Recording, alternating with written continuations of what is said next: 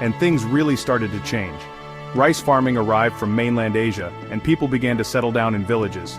They also learned how to work with metal, like bronze and iron, to make tools and weapons. The Kofun period, from around 300 to 538 CE, saw powerful families emerge. They built huge burial mounds called kofun, often shaped like keyholes, filled with fancy artifacts. This shows us how society was becoming more layered, with some people having more power than others. Buddhism came to Japan from Korea in the 6th century, and had a big impact on Japanese culture, art, and how people thought. And around the 5th century, the Yamato court was established, a big step towards uniting all of Japan under one rule. The Yamato rulers believed they were descended from the sun goddess Amaterasu, and slowly gained control over other clans. Prince Shotoku, a super important guy in Japanese history, helped spread Buddhism and create a strong central government. Next up is the Heian period, from 794 to 1185 CE. It gets its name from the new capital city, Heian-kyo, which is now Kyoto. This was a golden age for Japanese art, literature, and court life. The imperial court was thriving, and they created the Japanese kana alphabet, which led to a boom in Japanese writing. A famous book from this time is The Tale of Genji, often called the world's first novel. But while the court was enjoying its fancy life, a new group was gaining power, the samurai. These warriors were skilled with swords and horses, and they valued loyalty, honor, and being really good fighters.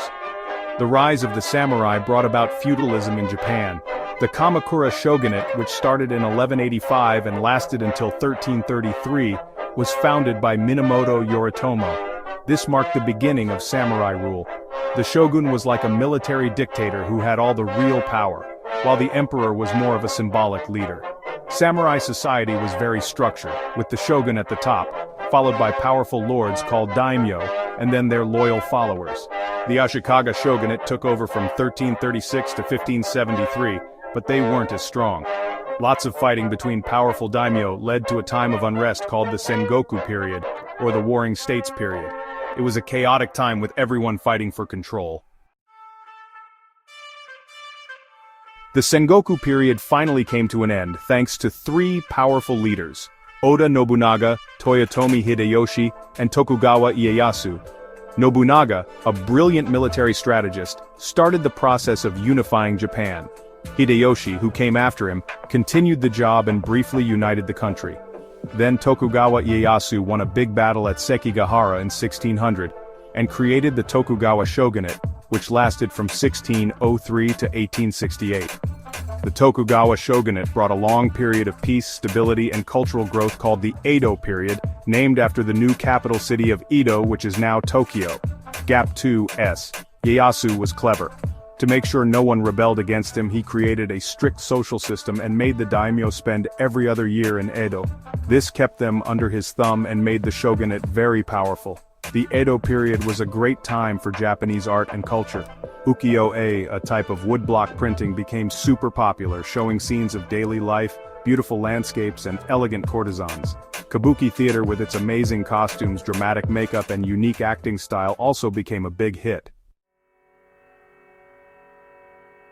Our next chapter is all about modernization and conflict, the Meiji era and World War II. In 1853, Commodore Matthew Perry from the United States sailed into Japan with his big black ships, forcing Japan to open up to the world after over 200 years of keeping to themselves. The Treaty of Kanagawa in 1854 gave trading rights to the US, and other Western countries soon followed. This forced opening caused a lot of trouble in Japan and eventually led to the end of the Tokugawa shogunate in 1868.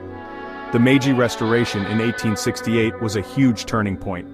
Emperor Meiji took back control, and Japan started to modernize and adopt Western ways really quickly. The Meiji government made big changes to make Japan a modern, powerful country. They created a new constitution, a modern army and navy, and a good education system for everyone. Industry grew rapidly, changing Japan's economy completely.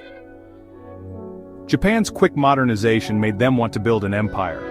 They fought wars and defeated China in the First Sino-Japanese War from 1894 to 1895, and Russia in the Russo-Japanese War from 1904 to 1905. These victories made Japan a major power in East Asia, and they took control of places like Taiwan and Korea.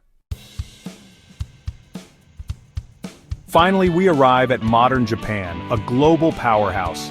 Japan was devastated after World War II, but they were determined to rebuild. The years after the war saw an amazing economic recovery. Japan became a global economic leader, with its technology, especially in electronics and cars, becoming famous worldwide. Today, Japan is a top country in technology, manufacturing, and innovation. It's a major player on the world stage, known for its cool culture, strong economy, and contributions to science and technology.